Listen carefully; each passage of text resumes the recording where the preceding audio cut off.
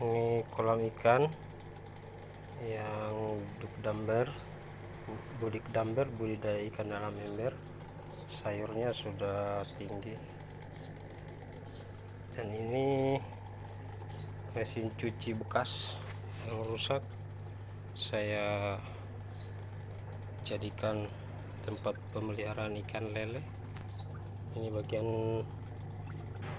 pencuciannya. Yang ini pengering, saya tidak fungsikan.